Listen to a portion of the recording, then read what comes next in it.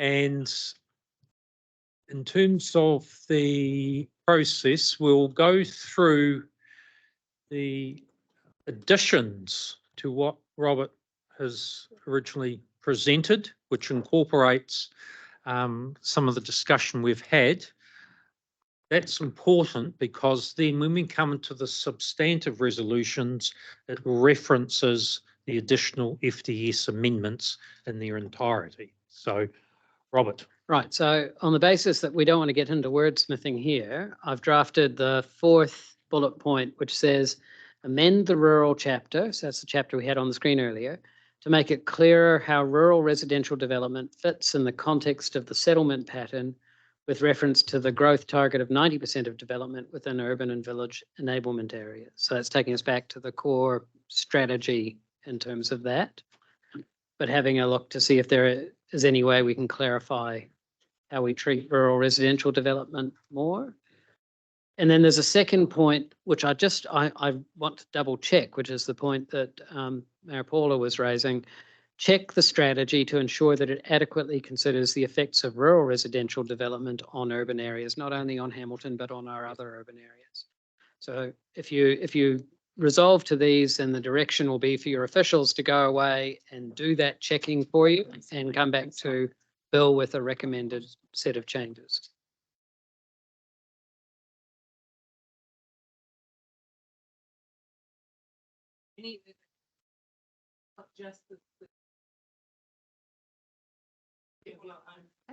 Yeah.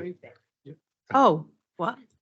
Okay. I like the way you've landed on that one because I think urban areas encapsulates your own urban towns as well, and the impact on them. So it's not just a metro thing, but it's having a regard to the more built up areas and how they can be serviced. So that's a lot better, I think, although I can't see Blair, but I think it's a lot better. Yeah. Okay, I've got Liz, Susan and Sarah in that order. Okay, that's fine. Oh. I'm going red. Yep. Am I fine now?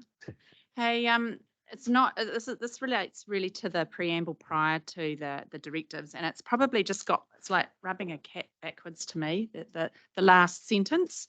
Opportunities to live in the rural environment will be predominantly associated with those who need to live in these areas for their livelihoods, such as farmers and farm workers. Raise your hand if you're not, if you live in the rural area and aren't a farmer or farm worker. It sounds very segregation-like, and I'm sure. And as a rural dweller, my husband is a farmer. Yeah. It's further exacerbating the rural-urban divide, which I don't think needs any stirring up. So I'd prefer it if that was removed, to be quite frank. Look at that. Yeah. Yep. While we're editing that chapter, sorry. Yeah, it is, yeah. I just don't think that we need to inflame any divide. Okay. I neither. I see that in I might have one too in a couple of years. I see that in the delegations I have if you pass the subsequent resolutions. Liz. And that's what I was going to do. I was say with the happy with the additional amendments and happy to move the recommendations A through to E. I need to come back because there's a tweaking to the main one, but I'll note that you're happy to move. Sarah. Thank you, Chair. I was just checking in terms of the publicly reticulated. Do we need? Will that be fleshed out, or do we need to clarify here for water and wastewater? I know it seems obvious, but okay. Yeah, but we can do that for water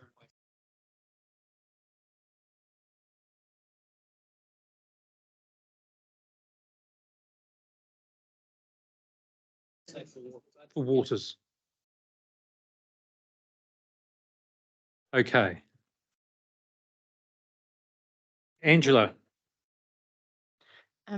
Yeah, sorry to be a nitpicker. Just the interregional rail, just on page 22. Yes. Third bullet point that I did. And references to refer to as an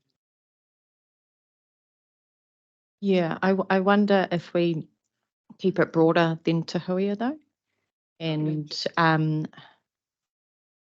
and connecting Waikato and Auckland, because we want it to go both ways. Hmm. That was my main.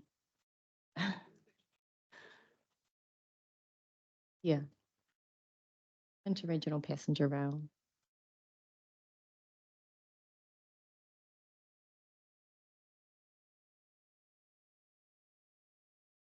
Okay. So, and Auckland, not Yeah. two. Yeah. Thank you. Very good. So we're going to leave this for a moment. And Dave, if we can go back to the draft resolutions.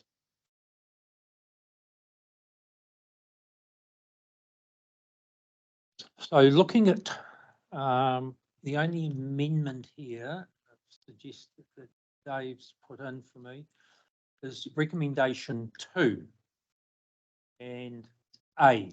So adopts the revised final draft future-proof strategy, including maps and summary of the strategy. There's been now a bit of tweaking, incorporating the changes outlined at the meeting, in brackets, the additional future-proof developments, the additional future development strategy amendments as presented by the implementation advisor, a la the ones you've just previously looked at. And then all the other wording is the same. Not number 3. You don't. I've covered that in the paper. Question. Oh, you have indeed. Yeah. Question about timing. So the 5-week period seems short, and when? Is it New Year? Just clarifying. Yeah. So we notify, our plan is to notify on the 15th of January, so 5 weeks from the 15th of January. What was the rest of the answer to that question? It is short. We need to get this thing adopted before you adopt your LTPs, so we need to fit it into a cycle that basically finishes by the beginning of June. So that's how long you have when you work it back. But remember, we're not hugely changing the strategy from something that was changed 18 months ago, I understand. less than 18 months ago. Yeah, just we always get flack at Christmas, January, and then a bit shorter. Usually, we would normally do at least 6 weeks, 15th. Okay. Okay, everyone's happy. That's cool.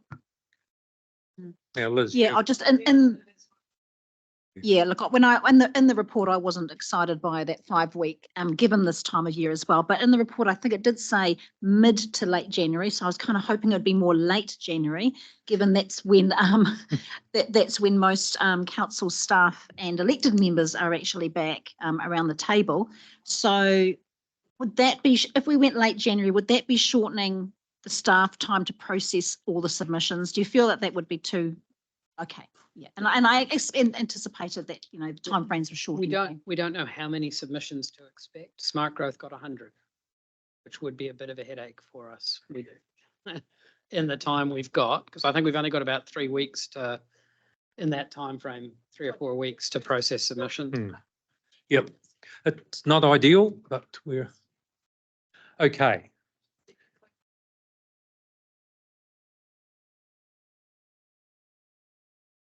Friday the 16th.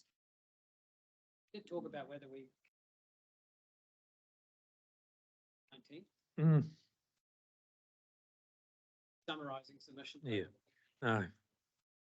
We can alter it. Nothing is put in place. We can make it Monday the 19th.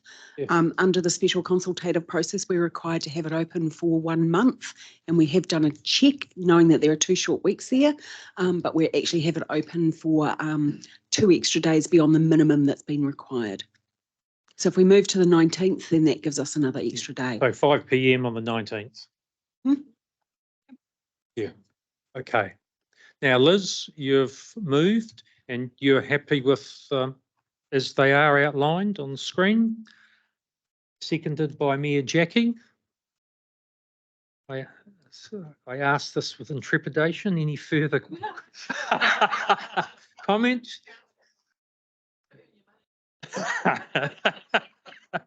If there is not, I will put those recommendations? All those in favour, say aye. Against, carried. Thank you, everyone. And I'd also just like, in passing, to acknowledge the work of all of the team in terms of the development of that FDS. Thankfully, the major review of Future Proof had already occurred 18 months ago or whatever. So the focus is just essentially on the FDS. So that completes the public meeting. Before I move to the resolution to exclude the public, and given that I will disappear before the end of the public excluded part of the meeting, I just wanted to acknowledge and thank all of you who sit around the table, for your contribution and input, and certainly since after October last year, there has been a significant change in terms of those sitting around the future-proof governance table. So, and acknowledging the way that you've actually made that contribution. And there's also been a bit of humour on the way through. So thank you for that. And without giving offence to any previous people that have sat round the table, I think the changes too have assisted. There's been some renewed energy, commitment and interest as a result of new thinking and new ideas and that type of thing. So really wanted to acknowledge that. Also acknowledging Robert, he was finally appointed as the permanent advisor. When was it? About June, May or June of this year, as he had been in an acting capacity for many months, and certainly Lyndall as our coordinator in keeping us advised and on line in terms of meetings and all of that, notwithstanding I forgot one in my diary this morning. But also acknowledging all of the partner staff, both local government, tangata whenua, and our government colleagues. And I think it just shows the value in terms of that joined up approach and addressing the range of issues that Future Proof actually needs to address. I'd also like to acknowledge on the way past Richard Ward. Richard's provided input and have been around the Future Proof tables for some time now. Just like to thank you, Richard, for all of that input and guidance over a long period of time. And I presume, are you going to reside more in Wellington now than head out into the regions? But whatever, all the best, and really appreciated that input, both in the meetings, but also that ability in terms of to contact you and have those offline conversations. So thank you. And we look forward to working with Vanessa in due course. So, and thanks, Dave, in terms of your input, and may I wish you all the best for the festive season and have a great break. I think I haven't spoken to anyone who's not looking forward towards the end of the year and focusing on family, friends and relaxing. So all the best, and look forward to seeing you. When's our March? Our next meeting. I'm just a caretaker. So we'll see you in the new year, and as noted in parts of Robert's report, we'll be connecting in, particularly with chairs and mayors in due course, in terms of some of that engagement with government, with ministers and agencies. Otherwise, all the best, and I thoroughly enjoy the last year in terms of acting as your chair. On that, I thoroughly enjoyed you. I love teasing you. I wouldn't have guessed. Okay, now we have a resolution to move into public excluded on page 49. And I think Mayor Jackie, you're moving that.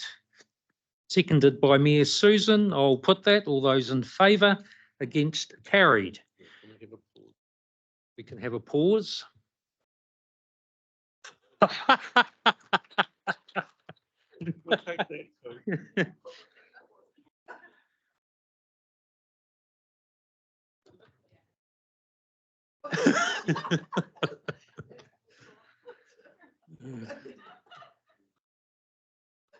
Yes.